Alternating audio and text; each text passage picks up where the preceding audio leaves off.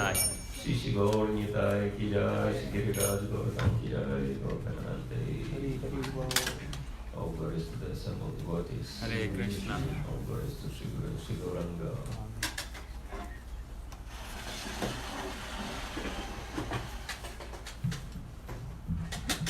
Om Gyantanaram Nishantanam Sharanilitam Yana Tasmai Shri Gurave Namaha.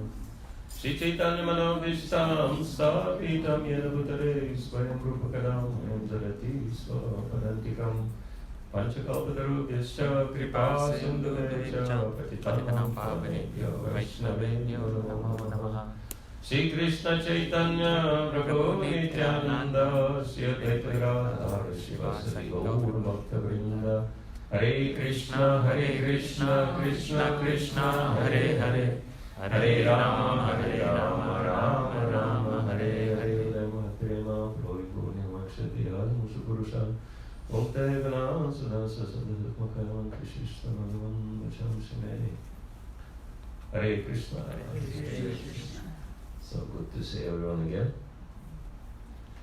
even though I've been here for one day before going to Houston, but otherwise I didn't come for 8 years.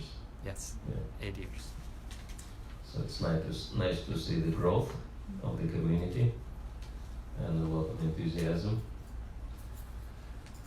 And today we will start looking at Bhagavad Gita in relation to its first 6 chapters,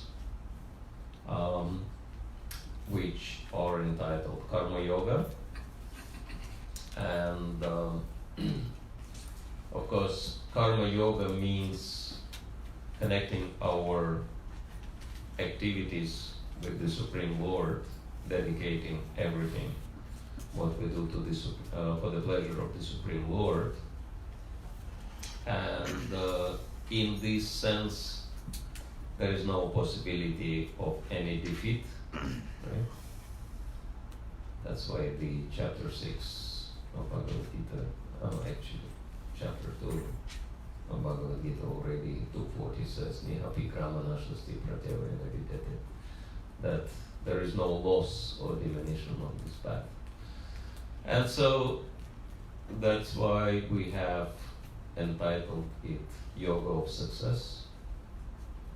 And I don't know if anyone has been through this course. Possibility, yeah, Mahasundari have been there in Toronto. The whole thing, right? Yeah, also helped organize it. And so, yeah, we'll be looking at Bhagavad Gita as something more than just a religious text. Funny enough, Lord Sri Krishna didn't speak Bhagavad Gita, didn't explain Bhagavad Gita to any priest, to any brahmana. He spoke it to the kshatriya. He gave that knowledge to the kshatriya. Why? Because brahmanas, they don't do anything. They just get the knowledge, they preserve the knowledge, they transfer the knowledge. Okay? Take and give, take and give. That's all brahmanas do.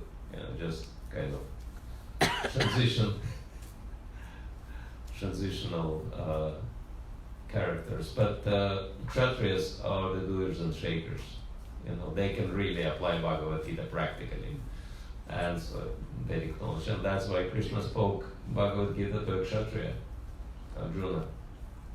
And for us it is also very important to understand Bhagavad Gita from practical point of view rather than just, some kind of abstract theories in our heads which do not do much, which do not really produce much transformation, just a bunch of information, that's all. And to understand Bhagavad Gita in that light, we'll look at the very last verse of Bhagavad Gita, the concluding verse, which is very interesting, which speaks about the effects of realizing that knowledge. So that's chapter 18, text 78. So we'll read it. Maybe just translation and first paragraph, because the purport is quite long and it's basically referring to historical events. But the essence is really described in the very first paragraph. 1878, the very last verse of Bhagavad Gita. So please, let's chant the invocational mantra responsively. Om Namo Bhagavate Vasudevaya. Om Namo Bhagavate Vasudevaya.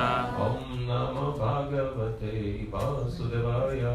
Om Namo Bhagavate Vasudevaya. Om Namo Bhagavate Vasudevaya. Om Namo Bhagavate Vasudevaya. So we have books and we can chant responsibly. Yatra Yogeshwara Krishna. Yatra Yogeshwara Krishna. Yatra Yogeshwara Krishna. Yatra Yogeshwara Krishna. Yatra Partha Dhanutaraha. Yatra Partha Dhanurdaraha. Yatra Partha Dhanutaraha. Yatra Partha Dhanurdaraha. Tatra Shri Vijayo Bhuti. Tatra Shri Vijayo Bhuti. Tatra Shri Vijayo Bhuti. Tatra Shri Vijayo Bhuti. Dhruvanitir Matir Mama. Dhruva Matir Matir Mama. Dhruvanitir Matir Mama. Dhruva Matir Matir Mama. Yatra Yogeshwara Krishna. Yatra Yogeshwara Krishna. Yatra Partha Dhanutaraha. Yatra Partha Dhanurdaraha. Tatra Shri Vijayo Bhuti. Tatra Shri Vijayo Bhuti. Dhruvanitir Matir Mama. Dhruva Matir Matir Mama. Translation and purport by Bhakti Swami. Srila Prabhupada ki jai. Wherever there is Krishna, the master of all mystics, and wherever there is Arjuna, the supreme archer, there will also certainly be opulence, victory, extraordinary power, and morality. That is my opinion. Well, that's the verse spoken by Sanjay. The Bhagavad Gita purport. The Bhagavad Gita began with an inquiry of Dhritarashtra's. He was hopeful of the victory of his sons, assisted by great warriors like Bhishma, Drona, and Karna. He was hopeful that the victory would be on his side, but after describing the scene on the battlefield, Sanjaya told the king, "You are thinking of victory, but my opinion is that where Krishna and Arjuna are present, there will be all good fortune." He directly confirmed that Dhritarashtra could not expect victory for his side. Victory was certain for the side of Arjuna because Krishna was there. Krishna's acceptance of the post of charioteer for Arjuna was an exhibition of another's opulence. Krishna is full of all opulences, and renunciation is one of them. There are many instances of such renunciation, for Krishna is also the master of renunciation. Yatra Yogeshwara Krishna Yatra Partha Dhanurdaraha Tatra Shri Vijayo Bhutir Dhruvanitir Matir Mama. Wherever there is Krishna, the master of all mystics, and wherever there is Arjuna, the supreme archer, there will also certainly be opulence, victory, extraordinary power, and morality. That is my opinion. So this is a very interesting conclusion of Bhagavad Gita. And so it describes things which are very attractive, right? Try to find someone in Texas who is not interested in wealth or in victory, right? In success or in powerful position. Of course, when you speak about morality, not so many people are interested in that. But actually this is very important because purity is the force. And actually all the benefits in life come by the mercy of the Lord, as it is indicated in here, but to gain those benefits, we need two things. One is to know the laws of God, and this is what Srila Prabhupada described as dharma. Dharma means divine laws. And second one is to live according to those laws. And it is also very interesting that Bhagavad Gita was spoken on the battlefield of Kurukshetra, and that battle is actually eternal, right? Battle between good and evil, battle between materialism and spirituality. And so Krishna's followers are expected not to sit idly, but actually fight on Krishna's side, right? On the side of Dharma. And not fight with the weapon in hand necessarily, unless you're Kshatriya. But to fight with the knowledge, as the last verse of Bhagavad, the 4th chapter says, armed with knowledge, stand and fight. And so knowledge is very important. And if we understand this knowledge and apply it in life, then automatically we can gain all kinds of benefits we can dream of, and we can also teach other people how to transform their lives. And I think this is really important. As we said, transformation versus information. But there is one preliminary condition for that, and that is to understand that Bhagavad Gita is not just a religious text. Because if that would be another religious text, then why Krishna himself, the Supreme Lord, says in 1866, abandon all varieties of religion and just surrender unto me. Sarvadharma parityajama mekam sharanam vraja. Right? And it's very interesting that Srila Prabhupada could translate the word dharma used in that verse in so many ways. Somehow he chose to translate that in this particular light, that abandon all varieties of religion and just surrender unto me, helping us to understand that Bhagavad Gita is not teaching us another religion. There are plenty of religions available in this world, more than 10,000. Nobody needs 10,001. People sick of and tired of different religions and all the problems associated with them. But Bhagavad Gita is teaching spiritual science, as Srila Prabhupada explains, and that science is universal, and that is very practical and applicable to every single human being. Right? That's why Bhakti Yoga is equated with Buddhi Yoga. And what is Buddhi Yoga? Anyone knows? Yoga of intelligence. And so that's why Bhagavad Gita is relevant for any intelligent person. And if we understand it from the position of intelligence ourselves, we will be able to not only apply that in relation to our own lives very successfully, but actually teach it to other people in a universal way, presented not as kind of branch of Hinduism or something, but something which is way beyond and above any bodily or external features. And so, as far as myself, I really like to look into Bhagavad Gita in comparison to modern results of research, especially in the field of psychology, because Bhagavad Gita is dealing a lot with psychology, right? Because almost entire 6th chapter of Bhagavad Gita is dedicated to the mind.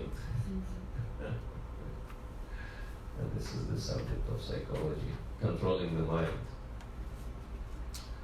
And so it's actually explained that if you want to be successful in life, that's coming from professional sources. But we'll compare that to what Bhagavad Gita has to say. If you want to be successful in life, you have to work on 6 areas. And these 6 areas are: number 1, freedom. And freedom means becoming free from the influences of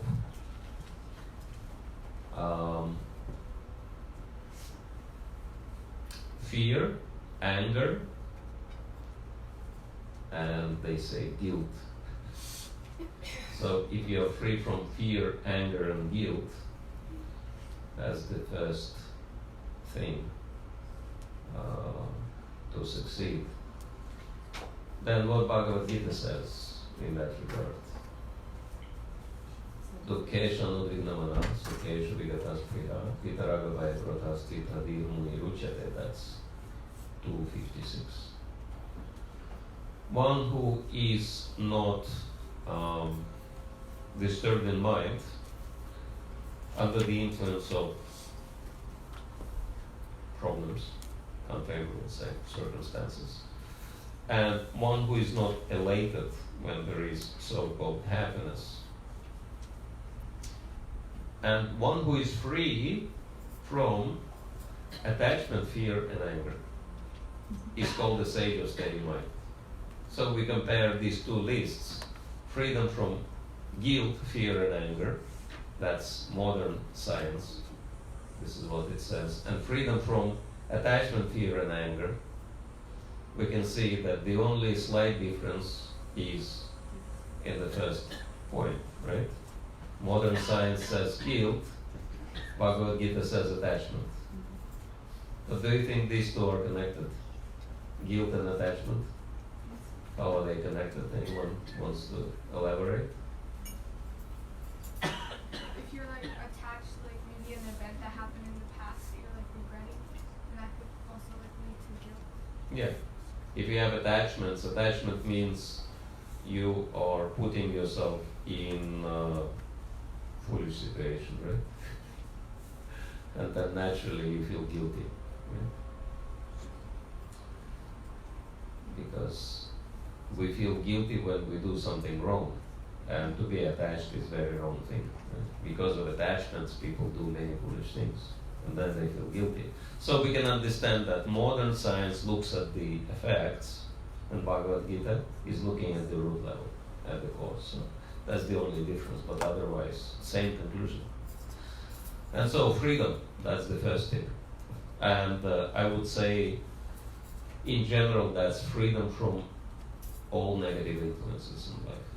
Okay? So, in order to really advance in Krishna consciousness, you need to be absolutely positive. And second aspect of life, which is important, is health and energy. Right? This is what modern science says. Is Bhagavad Gita talking about health? Yes. Yeah. It says that one's life has to be regulated. That's chapter 6. Then chapter 17, it says that one has to take foods which are healthy. So health is important. And that's why Srimad Bhagavatam also says that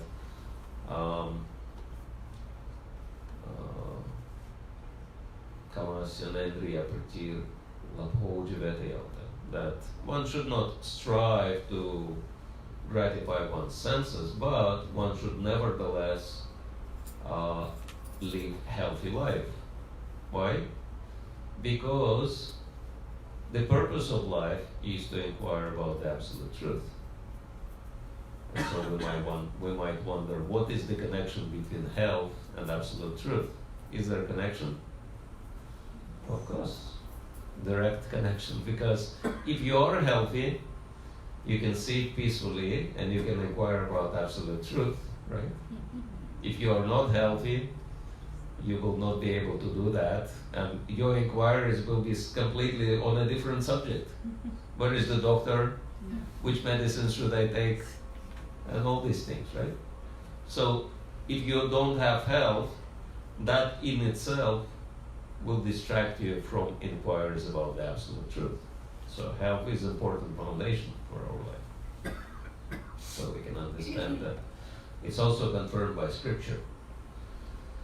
And then, number 3, harmony in relationships. Is Bhagavad Gita dealing with this aspect?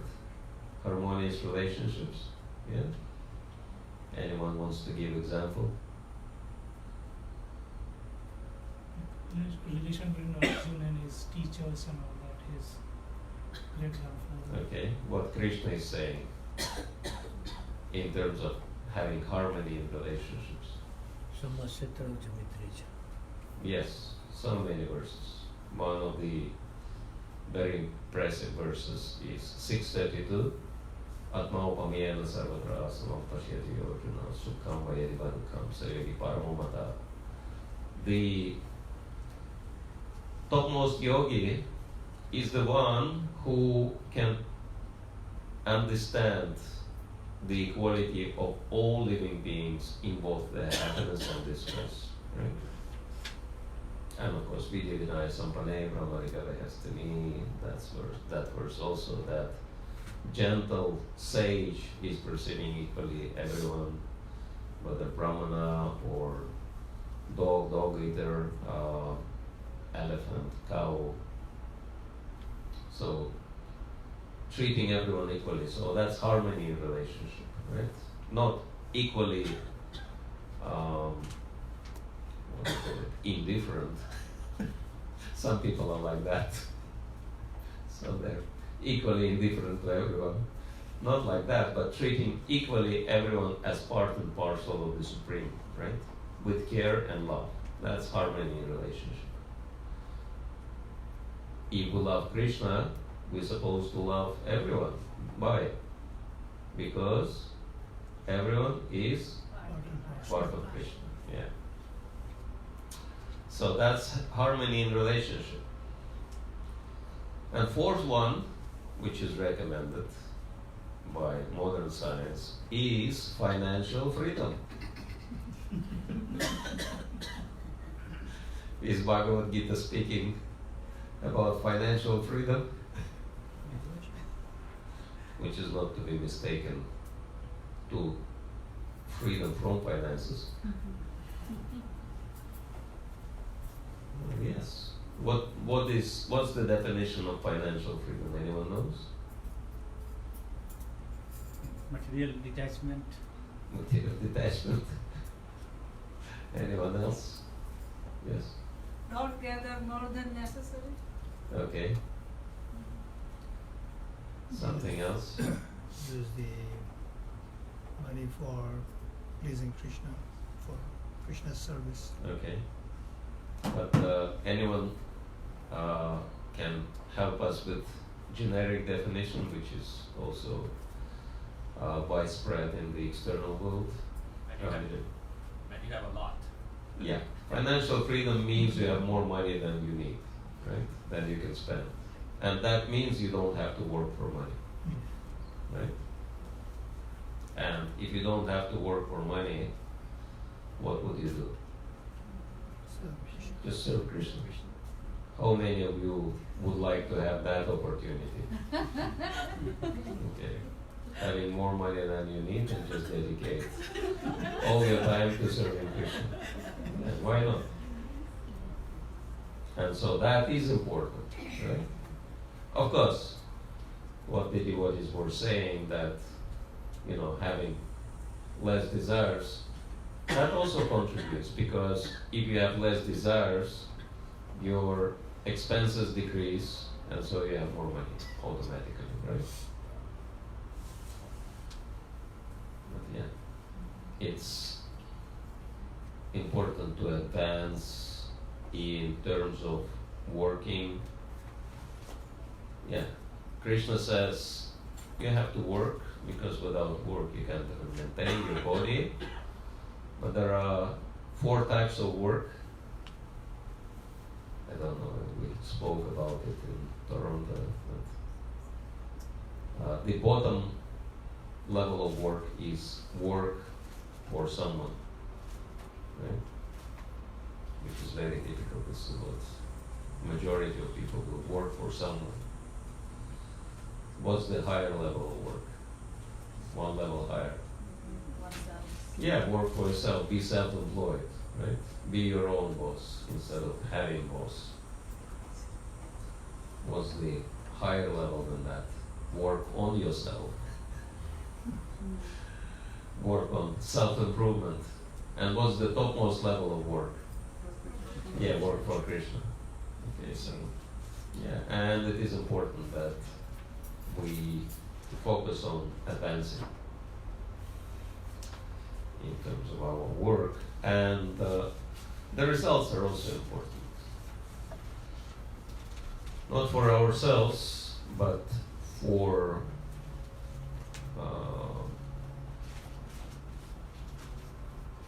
spiritual advancement. I often think of this picture from Bhagavatam, 4th canto, where Narad Muni and King Prachinabarhishat are discussing philosophy,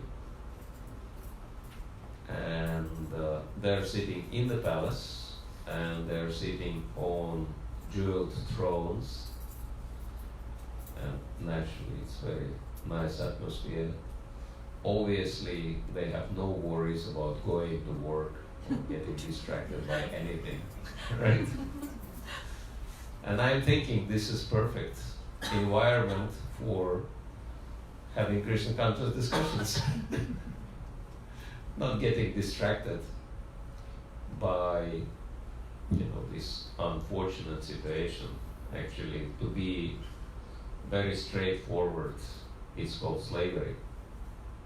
That being enslaved by the modern system, and it seems like you're earning quite substantially, right? And you probably are comparing to India, but the prices are also not Indian, and so the bills are also not Indian, and so it may seem that you're earning a lot, but if you look at it, then at the end you got next to nothing, right? And you have to continue working, because you understand if you stop working, you will not be able to pay your bills, right? For example, mortgage. Anyone knows where the word mortgage comes from? What's the root of the word mortgage? Yeah. Morgue. It's morgue. And everyone knows what is morgue, right? This is the place where they keep dead bodies. So mortgage, in the word itself, it's already kind of, it already implies that it means you will have to work till you die. And once you're dead, somebody else will have to work, right? So it's like slavery until you're dead, basically. Or, very near death. I mean,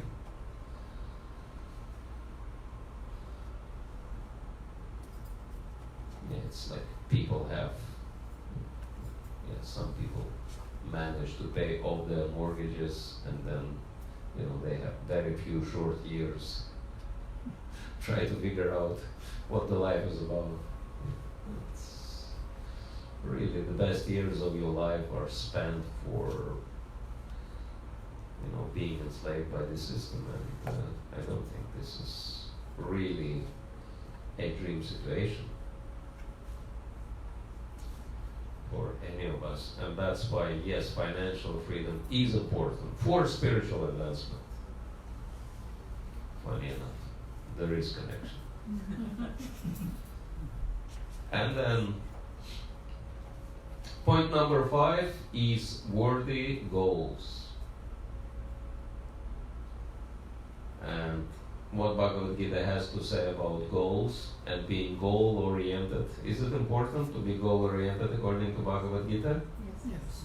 Anyone knows the famous verse which speaks about the importance of being goal-oriented? Yes. Vyavasayatmika buddhi ekeha kuru nandana bahushaka yanantascha mudhayo vyavasayana. This is a very historical verse for ISKCON, because this verse, and especially purport to this verse by Vishwanath Chakravarti Thakur, actually inspired Srila Prabhupada to make this bold move and board cargo ship and go all the way to the United States to start his mission, right? Because the verse says that those who are on this path of spiritual advancement are very determined and their aim is one. But those who are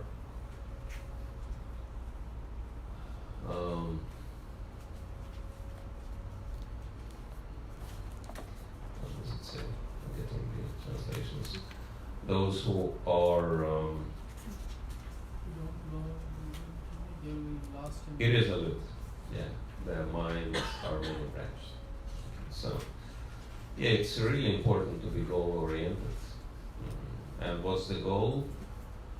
That is explained by Vishwanath Chakravarti Thakur, to do what your guru wants to do. To do what your guru wants you to do, right?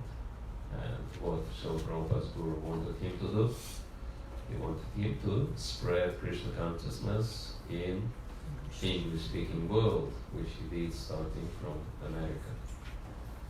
And do you think this goal is still relevant and important? Yes?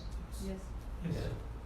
It's still there, and we can see that every single spiritual master in our society, one way or the other, is encouraging the students directly or indirectly to help in that mission.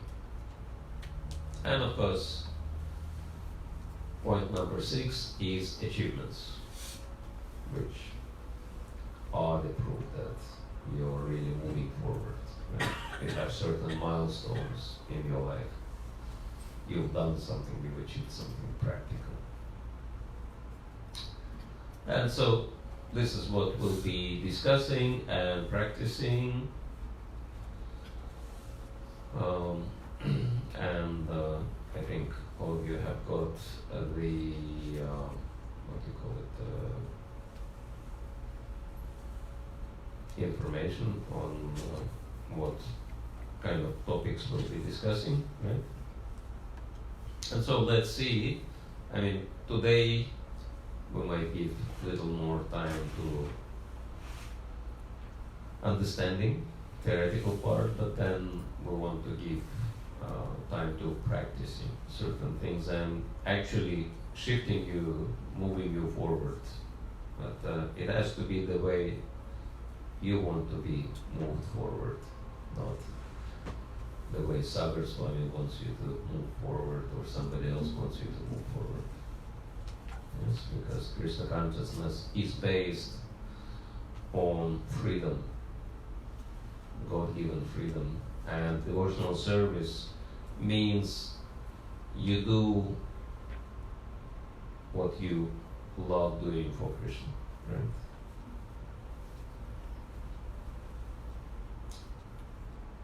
like Arjuna. He loved fighting. He loved archery. So he dedicated that to Krishna. That became his devotional service. That's our prime example. And we'll be focusing on that aspect a lot. That's like a kind of vision I suggest that you have for yourself. Do in your life only what you love doing and nothing else, and do it for Krishna. How many of you are enthused by this idea? Okay, good. Alright, so any questions, comments, complaints, suggestions on what we discussed? Yes. Maharaj, you mentioned about teaching others, but when people approach us and they ask, for example, co-workers, like, what do you follow? Is this a branch of Hinduism? Do you have a gentle way that we should kind of reply? Yes, of course. You don't want to say, oh, this is a cult.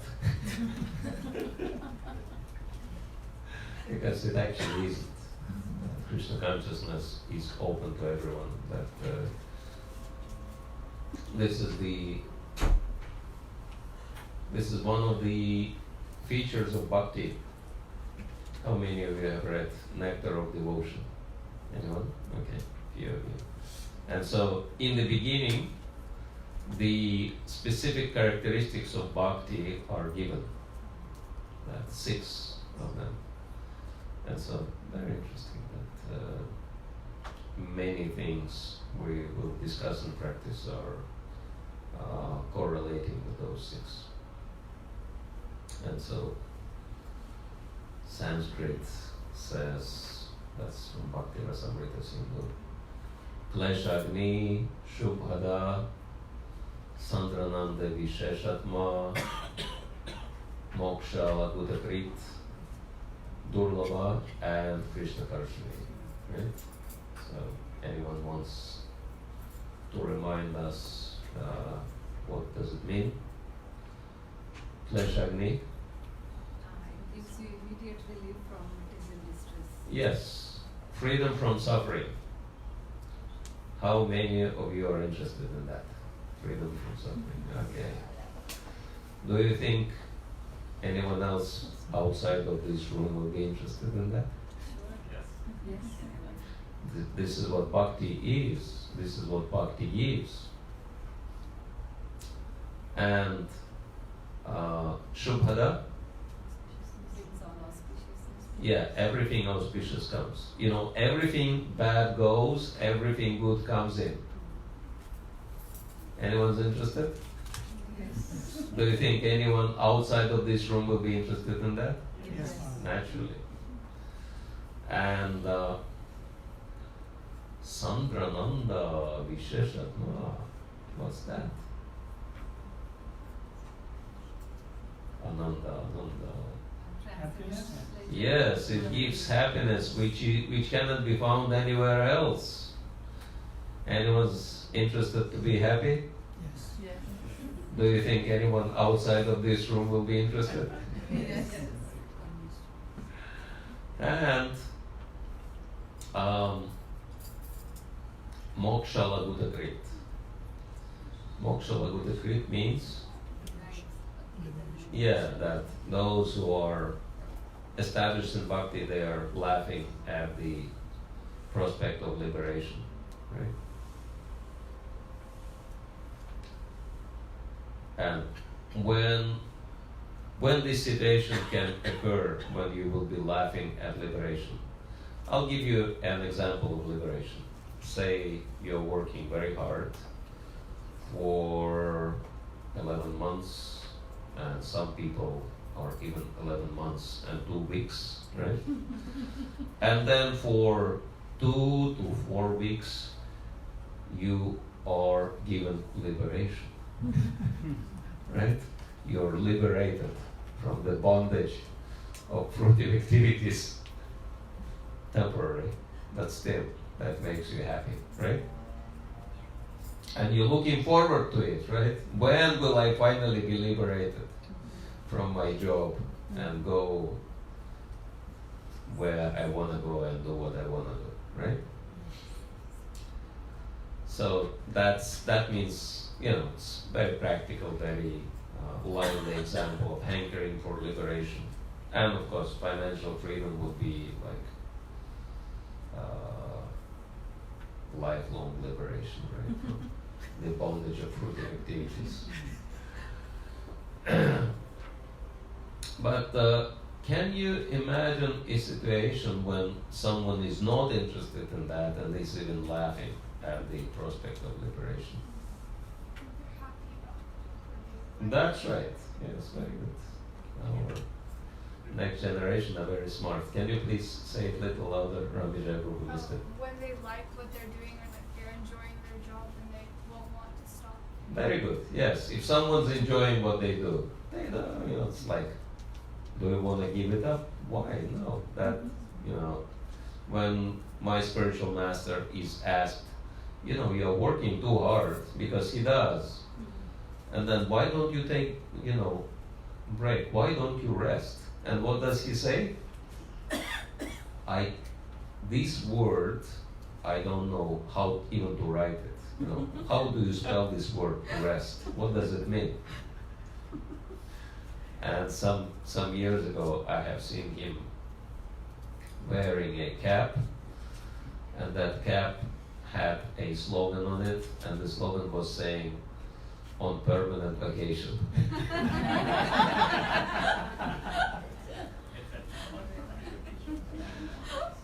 Which I think is very, suitable cap for sannyasi.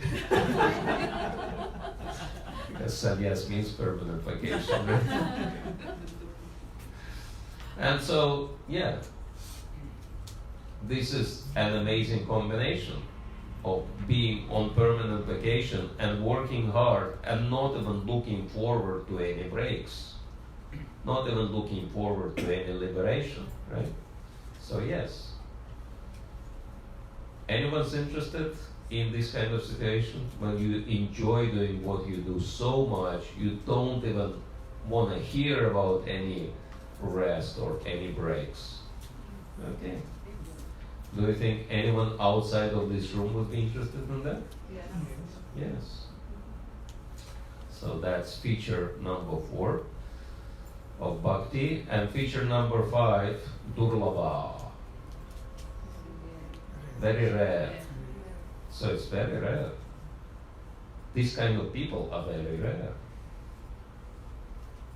How many people live in Austin? Million? How many? 1 million? A little less than that, I think 750. Yeah, whatever. Many hundreds of thousands. And how many people practicing Bhakti? Very few. Literally less than 1 out of 1,000, right? So it's very rare. And how many people have accomplished their Bhakti practice is even less, right? So it's very rare. So how many of you are interested to be that successful, that you become accomplished Bhakti practitioner? Okay. You think anyone else would be interested in all these things outside of this room? Maybe. And the 6th and the topmost is Krishna Karshani. What does it mean? Yeah, even attracting Krishna, right? Can't remember who said that, but very smart saying that some famous man says that if God is watching over us, the least we should do is be entertaining. Right? Just imagine, okay, Krishna is watching all of our lives. So, just figuratively speaking, sitting in front of the big screen and watching your life. And same thing, is happening day in and out. Really boring. Oh my God. Let me switch the channel. Watch somebody else's life. It's not interesting, right? But now think of Srila Prabhupada's life. You know, probably Krishna was sitting on the edge of his seat.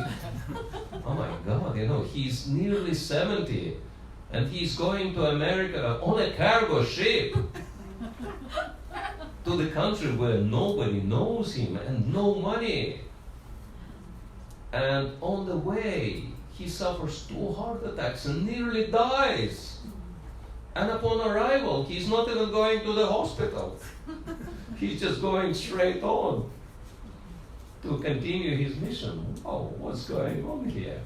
And then he achieves little success in Butler, and then he drops it all and leaps in the abyss, goes to New York, where he knows absolutely nobody. Whoa!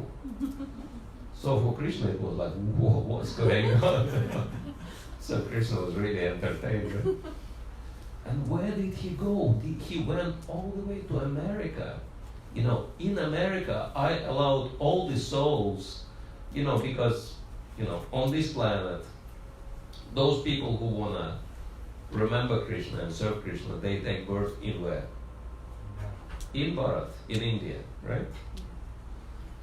But those people who want to forget about Krishna, they take birth as far from Bharat as possible, right? Guess which country is that? Yeah, right here. Right, those people who want to forget about Krishna, they take birth here. And then Srila Prabhupada goes right there. And he's trying to remind them of Krishna. So for Krishna it was, whoa. How he wants to do that? I gave those people freedom of living the way they want. They wanted sex, drugs, and rock and roll, so let them be in America. And then he goes and he's telling them no sex, no drugs, no rock and roll. And he's expecting them to follow. And you know, like, for the whole year, Krishna was completely deluded. How he's doing that? It's impossible. But then Srila Prabhupada is not giving up. And Krishna is realizing, you know, if I don't support him, he will die trying. But what he's doing, he's really trying to do it for me. Okay, let me, you know, do the impossible and convince Americans to join him. It's amazing, right? So that's Krishna Karshani. To live such a colorful life that even God is amazed by your life, right? How many of you are interested in this? You think anyone else outside of this room would be interested in that? Yeah. So is it helping to understand what is really Krishna consciousness above and beyond any boring religious denominations? Yeah. It's universal. It's applicable to pretty much everyone. All right. Thank you. Nice question. And yeah, I think it is important for all of us to understand what Krishna consciousness really is, so that we could practice it ourselves properly and be able to introduce it to anyone in the way which is very attractive, because Krishna is very attractive and Bhakti Yoga naturally attracts if we do not stand in the way.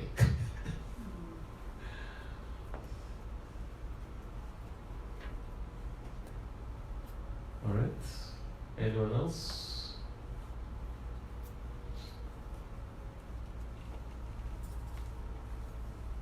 Any comments?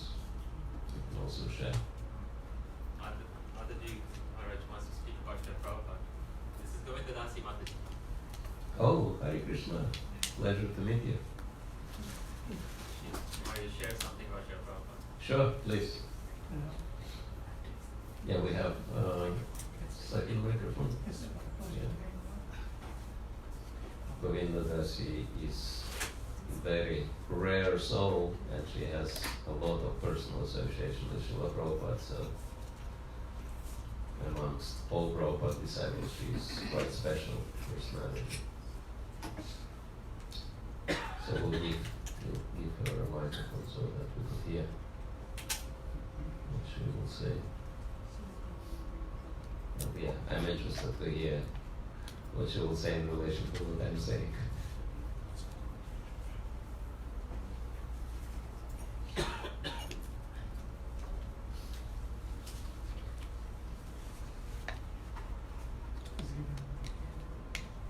She's getting is it If that's not working, we can give this microphone.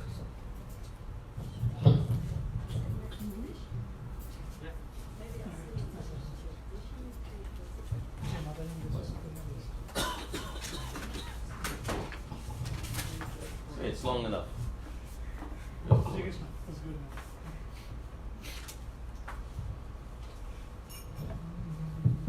I got this one too. Hare Krishna. It's all good to see you again.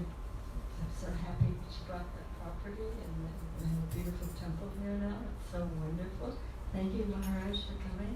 Thank you. Very, very fun. And do you notice I call him Prabhupada's 5-star diamond general. And he knows. I tell him that all the time. He knows. He'd say, oh, 5-star diamond, because he's so tough. Tough as diamonds. And he does so much wonderful preaching like all over the world, and in Russia, and Mongolia, and places that you and I'm a little bit jealous, however, because I don't have the body and the ability to do it. It's things that I can appreciate. It's really nice to do. He's, of all my godbrothers, he's my favorite. Because he's doing the holy name all over the world. So, Srila Prabhupada came to New York, as you said, and he was penniless, with almost nothing. But I don't know if some devotees know that when he was in Vrindavan, before he came, he used to sweep in front of the Rupa Goswami Samadhi. He would sweep and he would weep. And there was one sadhu who lived nearby and he would hear these sounds, but he wouldn't get up because it was in the night. And then one night he decided to peek over the fence and see what is this sound. And there was Prabhupada sweeping and weeping and praying for the Krishna. And then he had dreams. He was told to come to America. And he came. And he had almost nothing for the whole first year. And then gradually some disciples came. And he used to tell us, my Guru Maharaj has sent you all to help me. And some of us had dreams of Prabhupada before we met him. My close friend Kusha, she dreamed in her dream, she didn't know who he was. I think there's a number of devotees who were from previous, and he used to tell us that. And the same way, I can say that even in 1968, 66 and 67, I met him in January 67. So he already had established his organization in New York. But it consisted of no more than a handful of 20-something-year-old kids. Well, there was one who was 28. We consider him very old. His name was Rupa. And he was Prabhupada's chief man because he actually had already a master's. He had a job. He was stable. He had family. You know, all the rest of us were just college students. We weren't all hippies. That's a very, very big misconception. Most of us were college graduates or college students. I was going to college also at the University of Texas. I was in my senior year when I went to San Francisco and met him there when he first came to San Francisco. But even in that, and then I went back with him in Europe. And in those days, he would take the globe, Atlas globe, and he would turn the globe. And you have to remember, we're nothing but about 12 or 15 young people, thank you, sitting in his room in a semicircle every evening, just like you'd sit with your dad, because that's what it was like. We were like a family. And he would tell us all kinds of wonderful things about Krishna. And he had this globe, and he would was right next to him. I picture it right next to his little mat. He slept on the floor, worked on the floor, had only a little trunk for his desk. We were very poor in those days. And he would turn the globe and he would say, Brahmananda, you shall go to Russia. Gaursunder, you shall go to Japan. Rai Rama, you shall go to England. We're kids, and he was planning. He was studying the globe and looking at all these places. And he was always very interested in Russia. He thought about Russia a lot. I remember one time in New York, he said that in Russia, there was some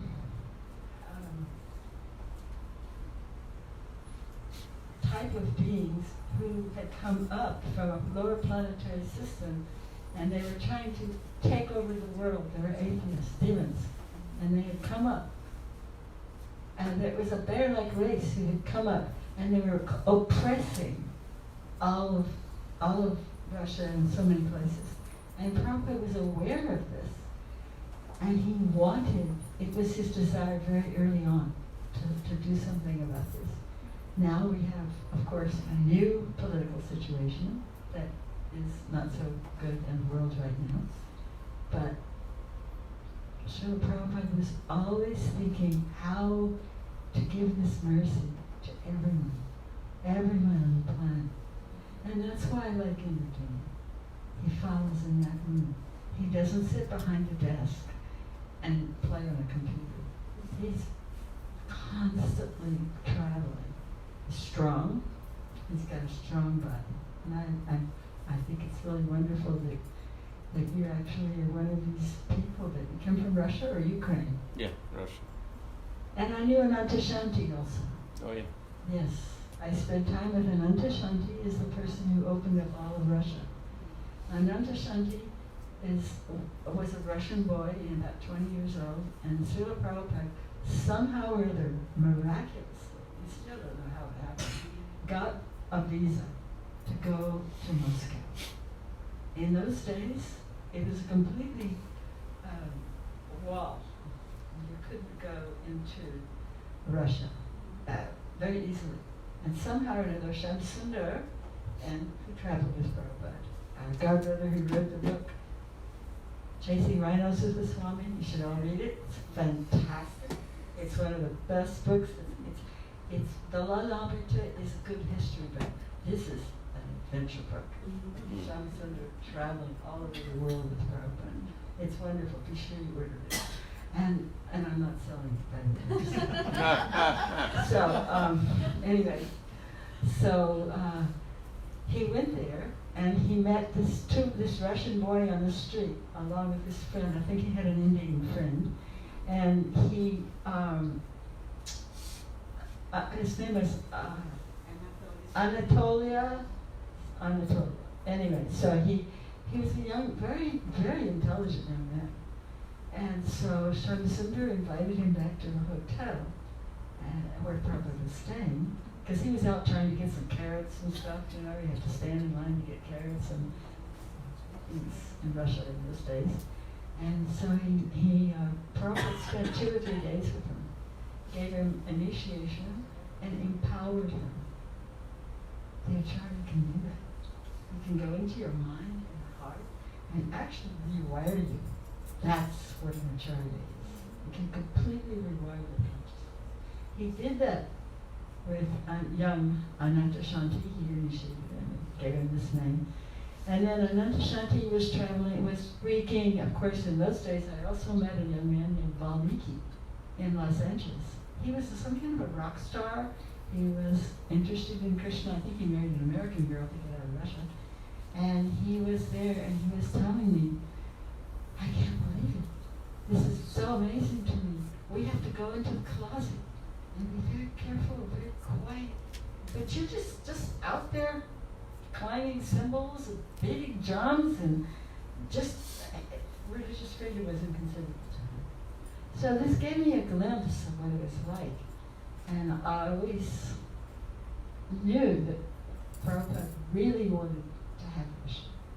So then when he came to visit us in Hawaii, he sent us to Hawaii to open temples. We traveled with him from 1967 And then I was his secretary from all of the year 68. Then he sent us to Hawaii in 69. Then he came and lived with us there. And then about 2 years later he came again. There was a letter from Mandakini. And Mandakini was from Paris. She was a Pujari.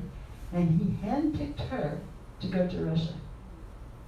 To go and marry a Nantashanti. Sight unseen. And I mean, that's surrender. To go to Russia behind the Iron Curtain, marry a guy you never met before, and teach him about Krishna consciousness. And so she did go to Russia. Then I think she got blocked somehow. There was visa problems. But somehow or other she got some information to him. And I think she's in Russia right now, as a matter of fact. She just Facebook training. So when Prabhupada heard, I just want to say this, the letter happened to come while he was with us in Hawaii. And we were traveling in a car on the way to the place where he was staying. And we were reading his mail to him on the way. And Shamsundar was sitting next to me and we were reading the letter, and I was sitting there with the camera. And when Mandakini agreed to go to Russia, he had the biggest smile on his face, and I captured it. Have you ever seen the picture?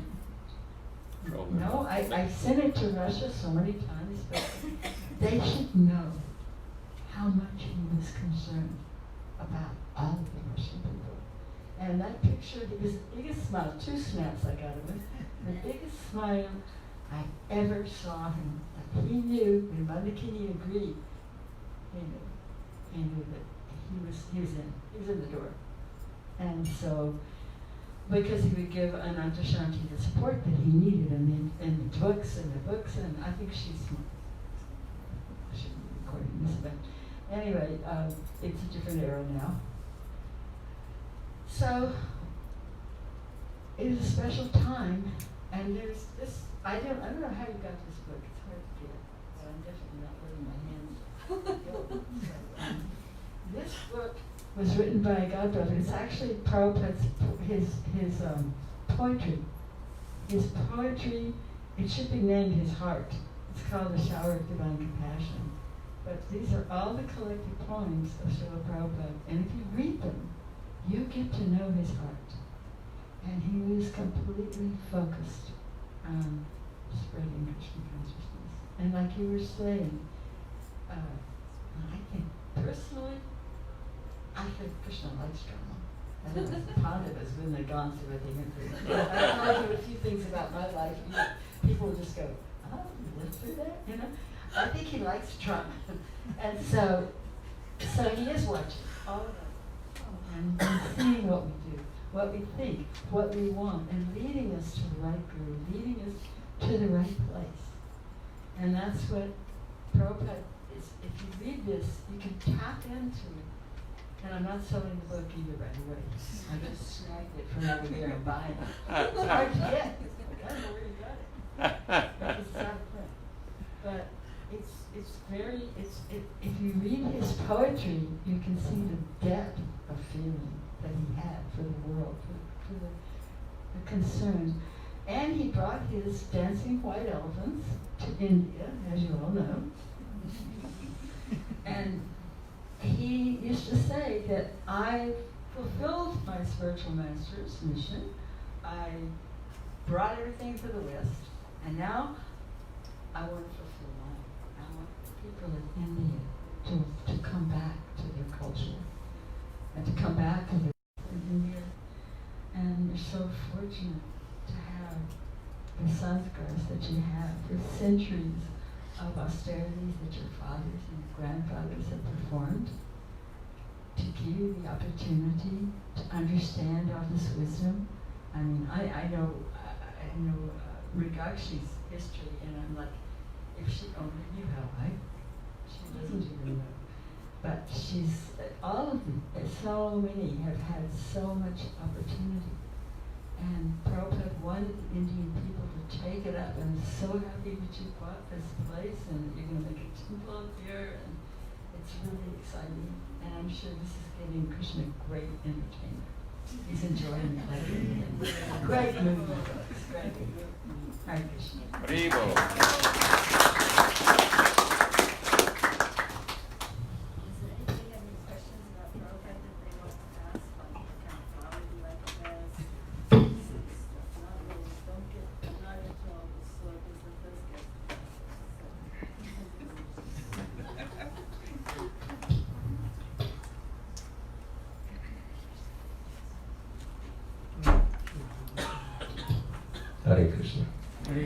Shamsundar Prabhu speaks in his book about Krishna's magic. He really liked that word, and I think tonight we've experienced some of Krishna's magic because very close associate of Srila Prabhupada graced us, without any expectation. And so that's a real miracle for me. I think it's special mercy of Srila Prabhupada and Krishna for all of us. And she's like a walking Srila Prabhupada's prasadam.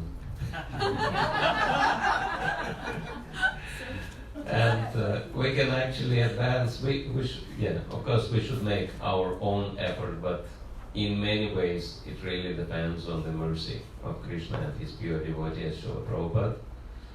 And it says that, how many of you like surprises? Anyone? Okay. How many of you would like to have a surprise tonight? Another surprise. We already had one surprise. So, Chaitanya Charitamrita explains that there are 3 ways how we can advance in Krishna consciousness, and by the mercy of pure devotee. And one way is by, partaking the food he tried, and the other one, it's called Mahaprasad, and the other one is by taking the water from his lotus feet, Charanamrita, and third one is by putting the dust of Srila Prabhupada's or of pure devotee's lotus feet on our head. And how many of you would like to have the dust of Srila Prabhupada on your head? Okay. So we can actually give you this opportunity tonight because I've spent some time at the Bhaktivedanta Manor, and I have a piece of carpet from Srila Prabhupada's room at the Bhaktivedanta Manor. Srila Prabhupada walked on for many years, which has the dust of his feet. So I'll pass it on. Please give it back when you finish. But all of you will have the opportunity to have the dust of Srila Prabhupada's feet on your head tonight. Hare Krishna. So, and yes, also another thing Govinda Dasi Mataji explained, which was very important, is how Valmiki Prabhu shared, how easy it is to practice and spread Krishna consciousness in America as opposed to Russia or other very, very restrictive places. And it is very true.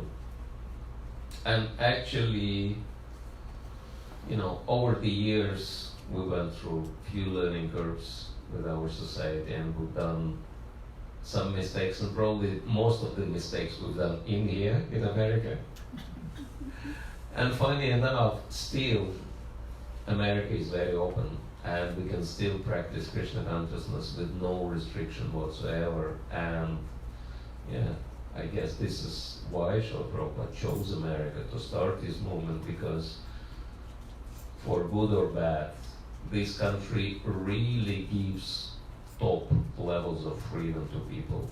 And of course then, how people use that freedom, that's another question, but at least in here you are totally free to practice and spread Krishna consciousness so openly. And this country gives so many opportunities for that. And it actually is sad that many times devotees are not taking those opportunities seriously, not using those opportunities.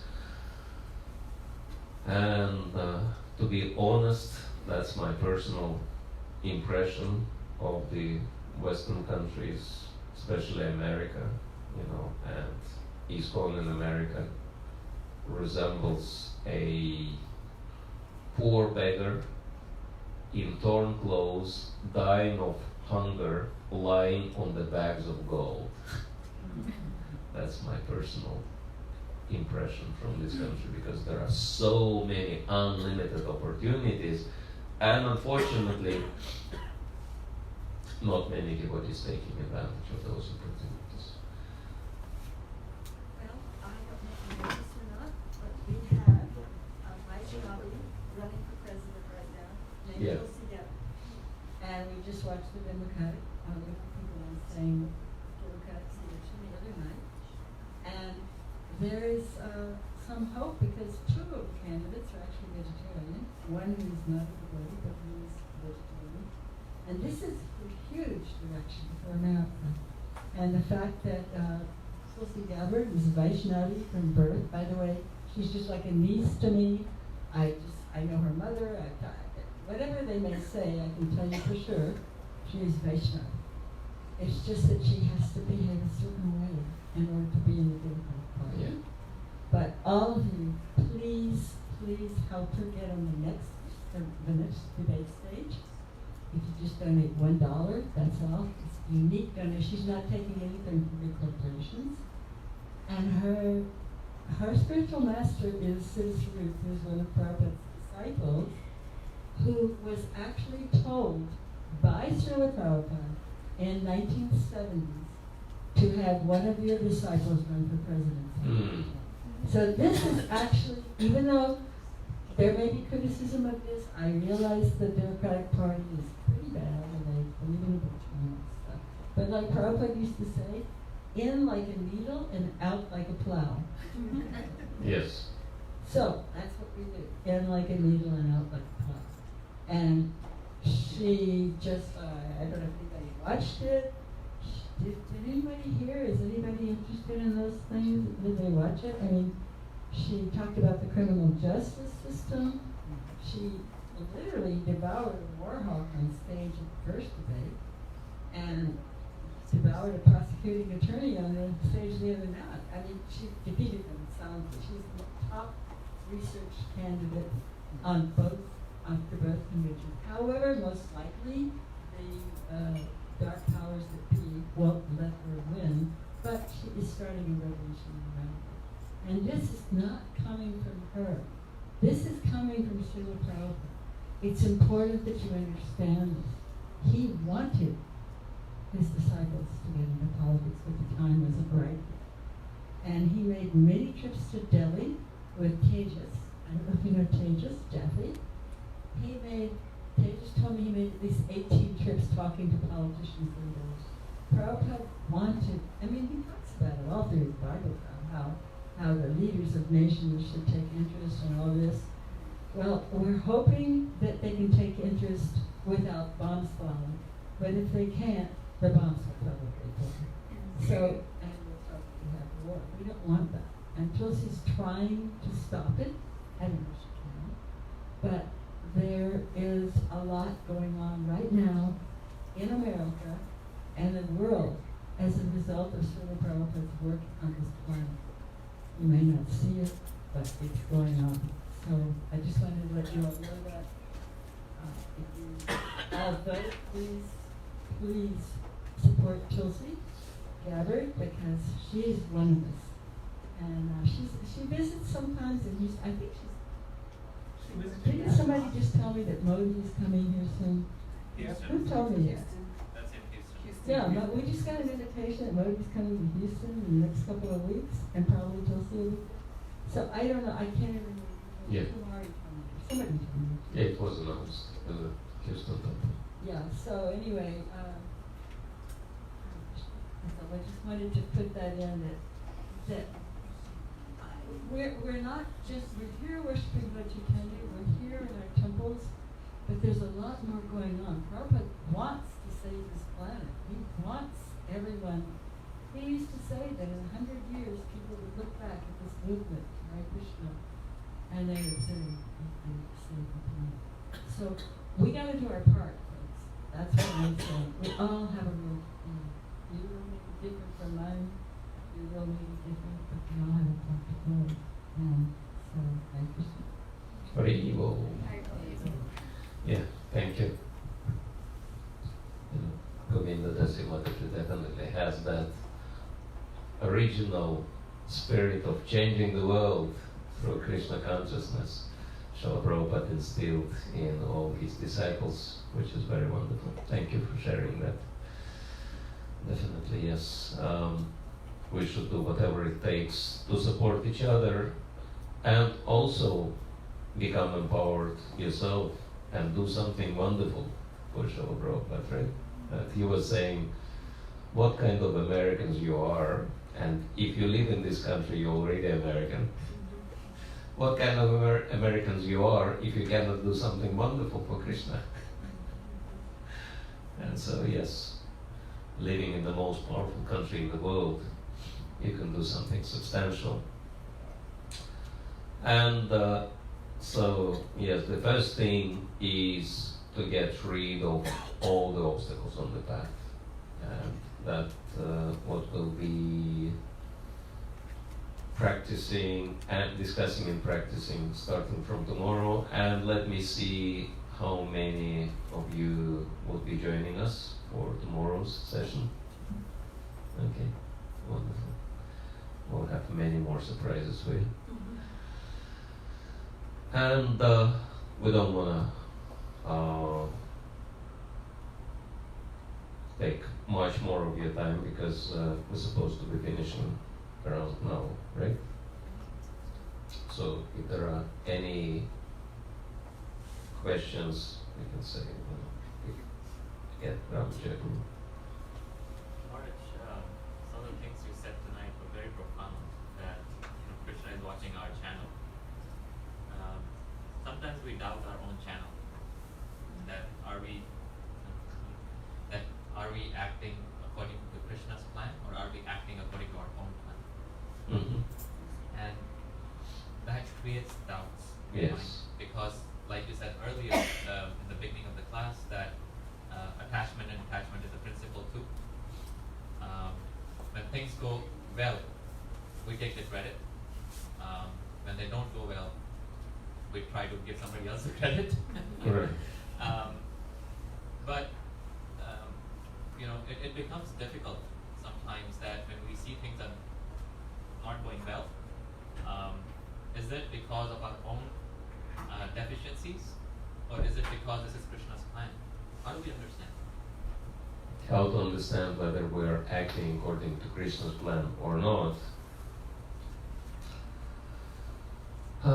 It's very simple. Of course, you have your spiritual master who can always tell if you're acting according to Krishna's plan, but it's not always possible, maybe, to get the confirmation from the spiritual master. He might not be physically here, or he might not be available. But there is a clear symptom that we are acting according to Krishna's plan. Tushti Krishna Jagat Tushtam, that if Krishna is satisfied, then the whole world is satisfied, and it starts with Krishna's devotees. And so if Krishna's devotees are supporting and induced with what we are doing, that's definitely, because all the living entities are Krishna's senses, right? And especially devotees are very sensitive to Krishna's desires. And so if what we are doing is pleasing the devotees, then we should definitely know that it is pleasing for the Supreme Lord as well.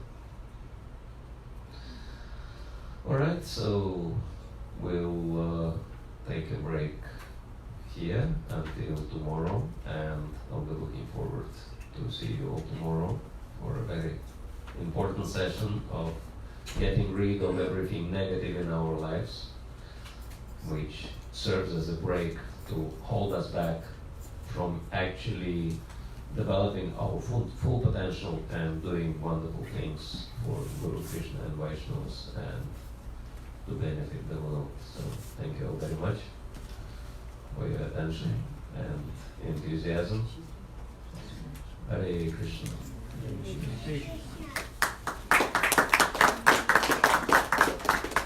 Shall we have 5 minutes of kirtan? Yes, Maharaj.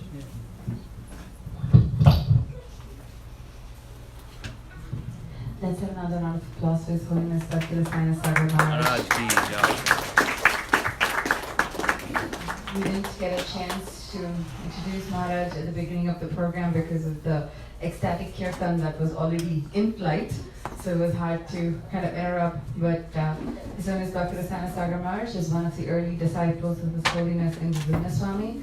Maharaj has been traveling extensively around the world. He was sharing today earlier that he's been to corners that I didn't even know devotees existed. And Maharaj continues to spread the glories of Gita as we talked about today. Wasn't that amazing? Like the same Bhagavad Gita we've read so many times, the same verses we heard so many times. Maharaj, thank you so much for presenting in a wonderful way. We'll have kirtan for now, but after this we won't do announcements. Tomorrow's program starts at 11:30 in the morning. It goes from 11:30 to 1:30. She will serve prasadam after the program. No, was it 11 to 12:30? 11 to 12:30. Sorry, thank you. 11 to 12:30. Sunday's program is 11:30 to 1. 11 to 12:30. So we look forward to seeing everyone here tomorrow at 11 a.m. for Bhagavad Gita deep dive.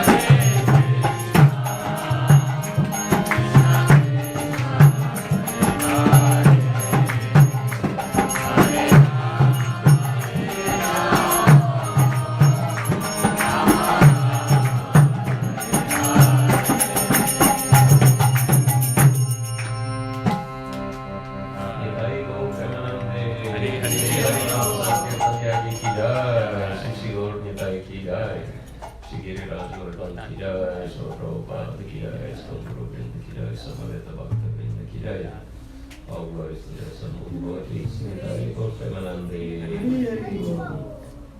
His Holiness Bhakti Rasayana Sagar Swami Maharaj ki.